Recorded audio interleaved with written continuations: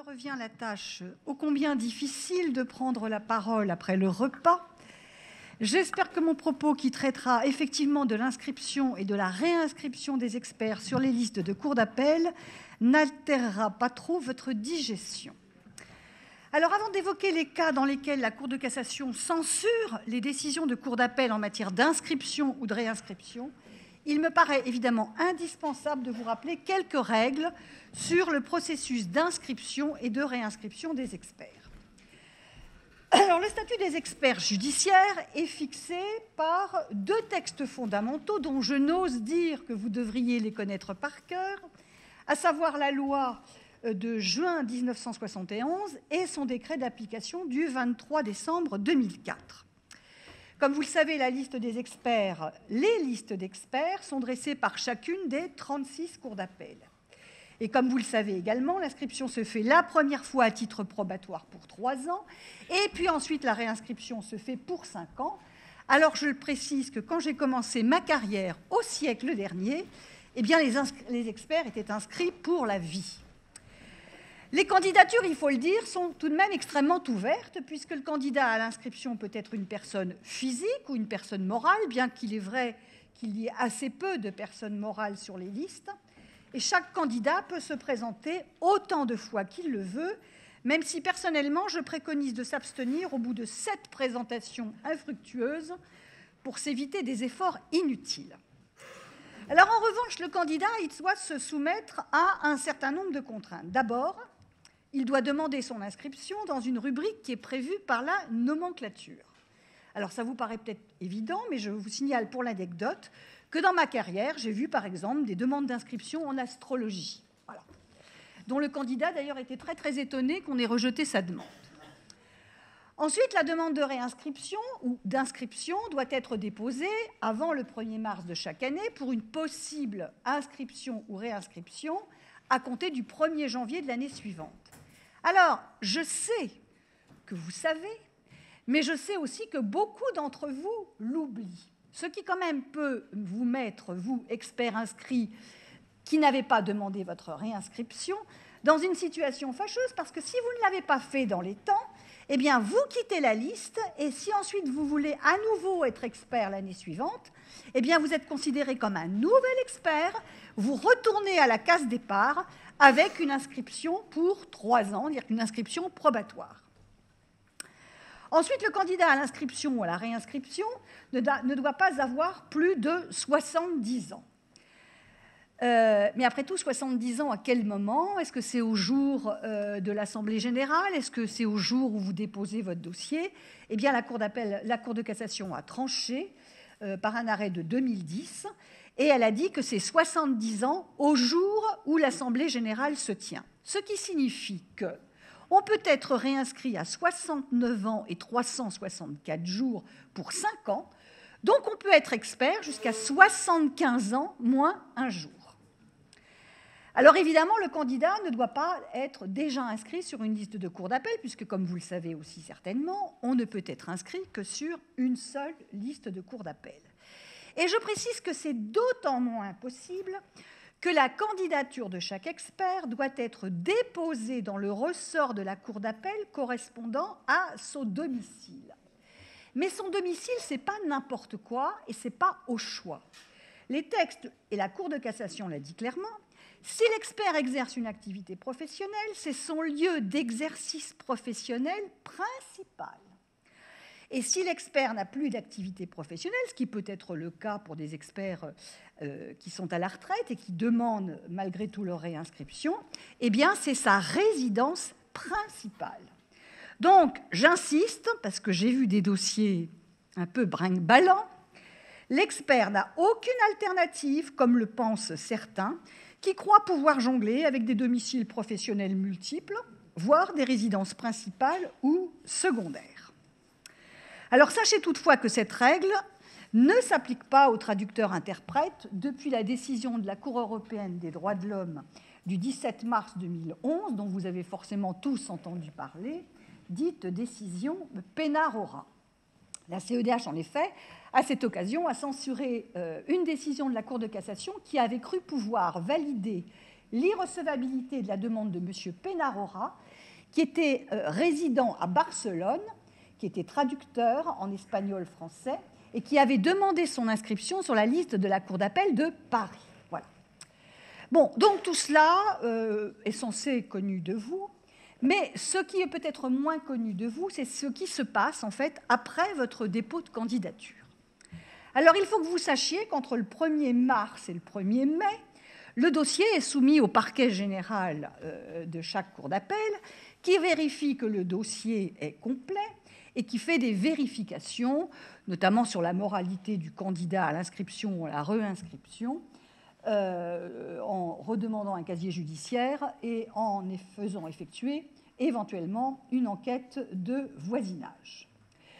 Ensuite, avant le 1er septembre, chaque demande de réinscription, et j'insiste bien, je vous parle uniquement des demandes de réinscription, cette demande de réinscription sera soumise à l'examen d'une commission spéciale. Alors, cette commission, elle est composée de 17 personnes, il y a 12 magistrats, et il y a 5 experts qui doivent être inscrits depuis au moins 5 ans et dont le mandat est de 3 ans, renouvelable une fois.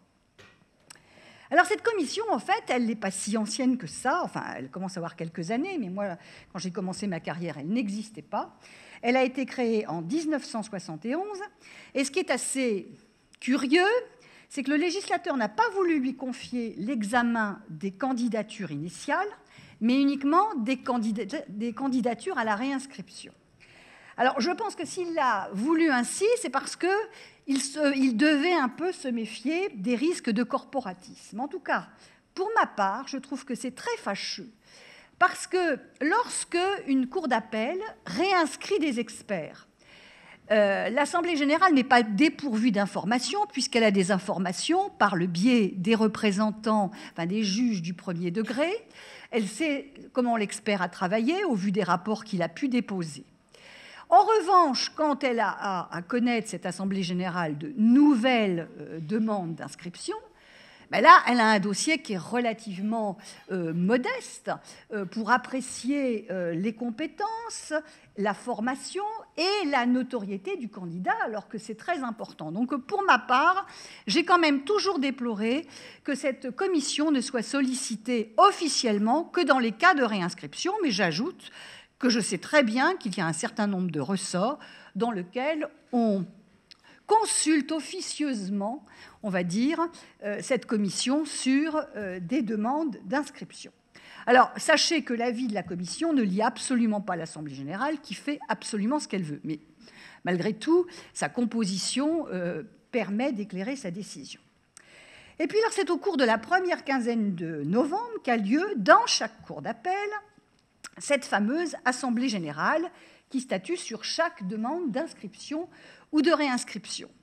Alors, vous n'y assistez évidemment pas, donc je vous explique un petit peu comment les choses se passent. Participent à cette Assemblée générale les conseillers de la Cour, qui seuls ont voix délibérative, mais s'y trouvent aussi des magistrats du 1er degré qui représentent les TGI, les tribunaux de commerce, les conseils de prud'homme, qui, eux, ont un avis simplement consultatif, mais dont je tiens à souligner combien il est précieux, parce que ce sont quand même eux les prescripteurs, et ce sont eux qui désignent les experts, et ensuite ce sont eux qui exploitent leur rapport, donc ils me paraissent particulièrement autorisés à donner leur avis sur un certain nombre des défaillances qu'ils ont pu constater.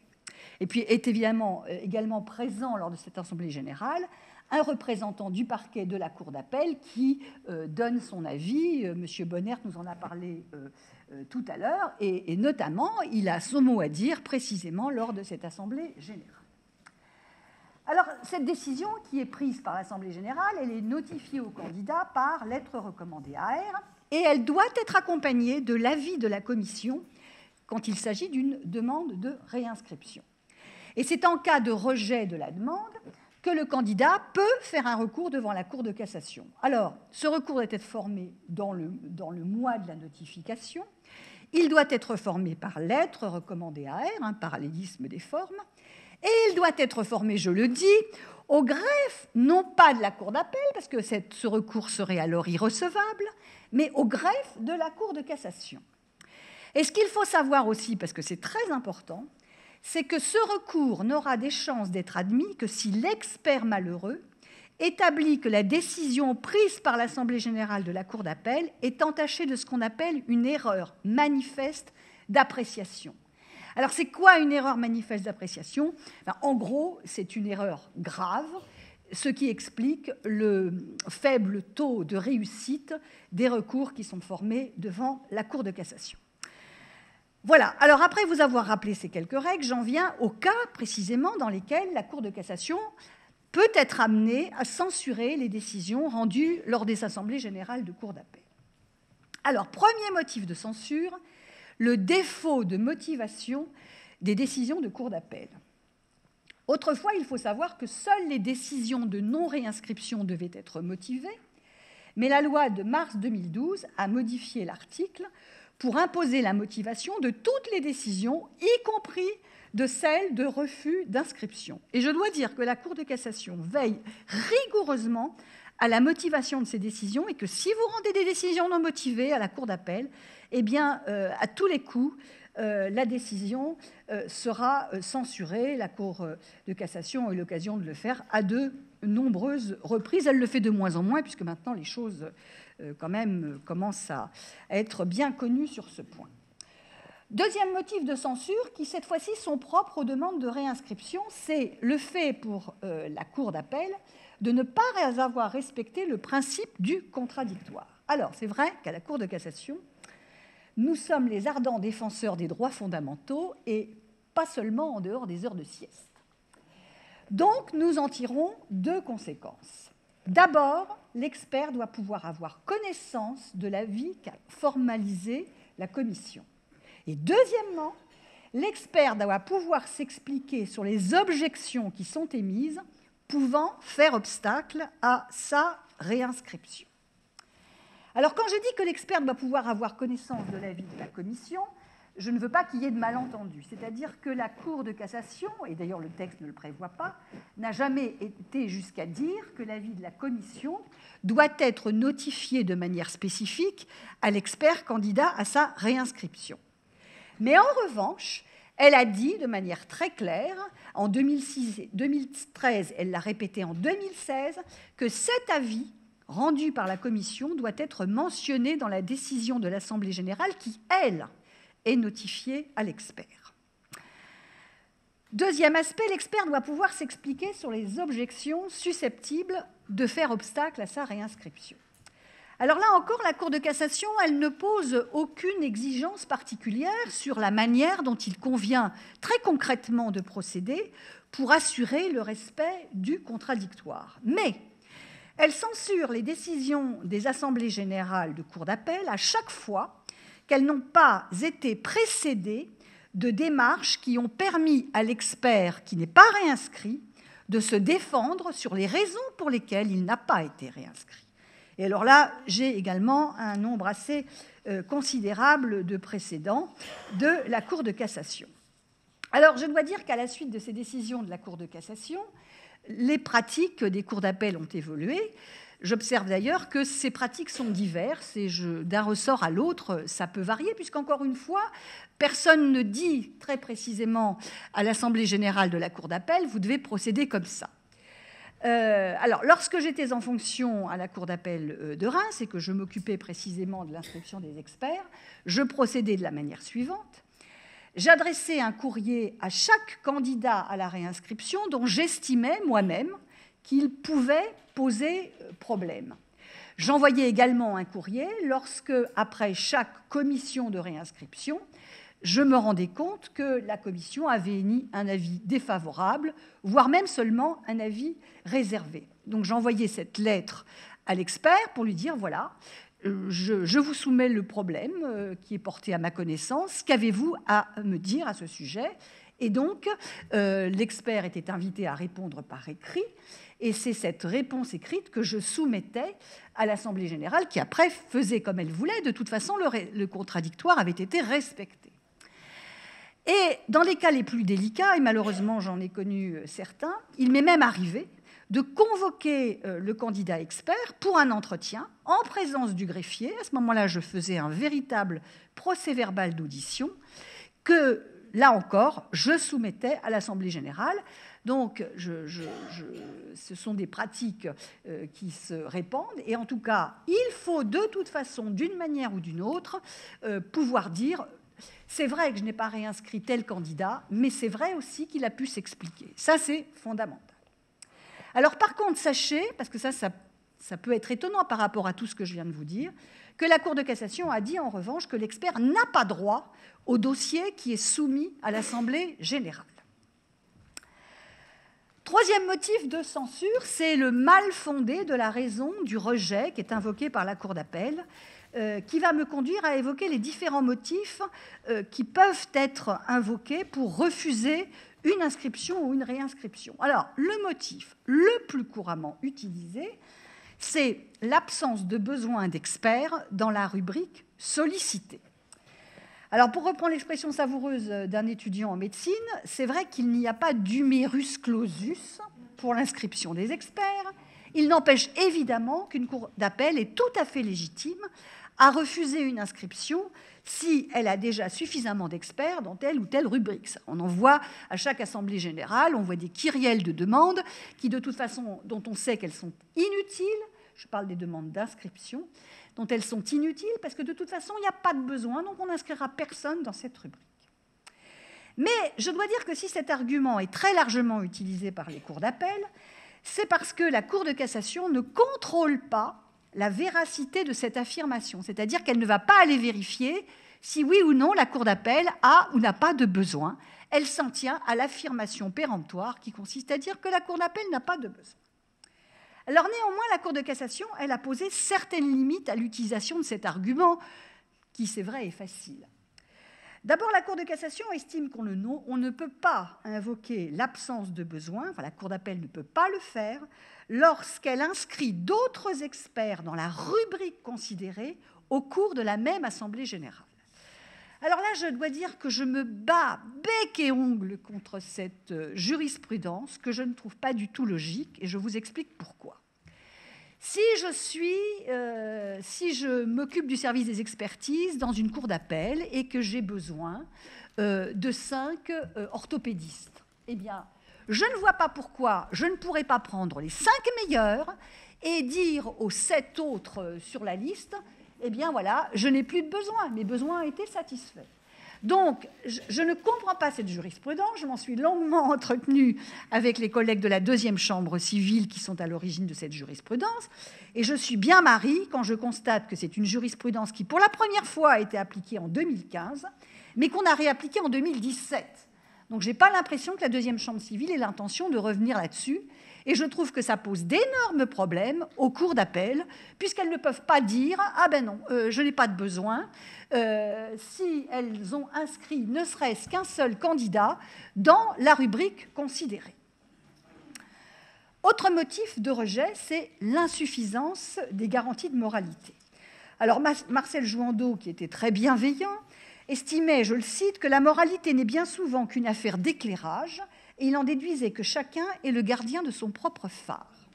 Alors, comme vous pouvez l'imaginer, l'institution judiciaire n'estime pas du tout que l'expert est le gardien de son propre phare et s'autorise évidemment, au contraire, à vérifier la moralité de ses experts par le biais de ces fameuses enquêtes dont je vous parlais, que le parquet général veille à avoir au dossier, et qui fait procéder à une enquête de voisinage, soit par les services de police, soit par les services de gendarmerie. Et c'est ainsi que la Cour de cassation a justifié, a validé un refus d'inscription ou de réinscription, un expert qui avait été condamné par un tribunal correctionnel, ça c'est un cas qui s'est produit en 2018, et un expert qui avait fait l'objet d'une interdiction de gérer, c'est un cas soumis à la Cour de cassation en 2014. Franchement, il n'y a rien là qui me paraisse très choquant. Je dirais que c'est de bonne logique. Autre motif de rejet, dont on a un peu parlé ce matin, l'insuffisance des garanties d'indépendance. Alors, sur ce point, je voudrais remettre quelques pendules à l'heure, s'agissant des experts judiciaires qui réalisent des missions pour les compagnies d'assurance, parce qu'on sait bien que c'est un problème récurrent. Alors, il faut que vos idées soient claires sur ce point. La Cour de cassation, elle a dit que le seul fait de réaliser des expertises pour une compagnie d'assurance ne suffit pas à justifier un refus d'inscription. Elle l'a dit en 2013, 2014, 2016. En revanche, elle estime que le refus d'inscription ou de réinscription est justifié lorsque l'expert, je cite, réalise une partie substantielle de son activité pour une compagnie d'assurance. Alors évidemment, la question qui suit immédiatement, c'est de savoir, mais c'est quoi une partie substantielle de son activité? Eh bien, sachez que dans un arrêt de 2016, du 23 juin 2016 exactement, la Cour de cassation a validé un rejet de réinscription pour un expert qui réalisait 20% de ses missions pour une compagnie d'assurance. Voilà, donc ça vous donne quand même un petit ordre d'idée. Mais je dois dire qu'au-delà de cette question d'expert compagnie d'assurance, il y a bien d'autres situations qui peuvent poser problème au regard de l'indépendance de l'expert. Je pense par exemple aux experts qui occupent des fonctions électives. Alors sachez qu'en toutes circonstances, la Cour de cassation exige des cours d'appel qu'elle caractérise clairement l'état de dépendance, et la Cour de cassation ne se contente pas du tout de pétitions de principe. Alors, elle a jugé, par exemple, compatible avec le statut d'expert judiciaire, le fait de travailler au ministère de la Défense, le fait d'être gendarme, le fait d'être marié à un avocat exerçant dans le même ressort. En revanche, elle a dit que constitue un obstacle pour être expert judiciaire le fait d'être avocat, et ce faisant d'ailleurs, elle n'a pas fait œuvre d'originalité, puisque l'article 61 du décret de 72 qui réglemente la profession d'avocat interdit aux avocats d'être experts judiciaires. Je vois que vous vous levez. Est-ce que c'est parce que mon temps m'est compté ? Alors, je passe sur le motif qui tente à rejeter l'inscription d'un expert qui a fait mention d'informations inexactes dans sa demande d'inscription. L'insuffisance de qualification ou d'expérience, ça me paraît d'aller de soi. Vous savez que les experts, le texte ne prévoit pas d'âge minimum pour être expert, mais enfin franchement, avant 30 ans, on a peu de chances d'être expert judiciaire, puisque selon le doyen de la chambre criminelle que j'aimais beaucoup, il disait toujours « l'expérience est un trophée qui se nourrit de toutes les armes qui vous ont blessé ». Et d'ailleurs, j'ai trouvé la même version de Victor Hugo qui est encore plus pessimiste et qui dit que l'expérience est un peigne que vous donne la vie quand vous êtes devenu chauve. Voilà. Donc évidemment, l'absence d'expérience ou l'insuffisance d'expérience ou de qualification, c'est un juste motif de réinscription.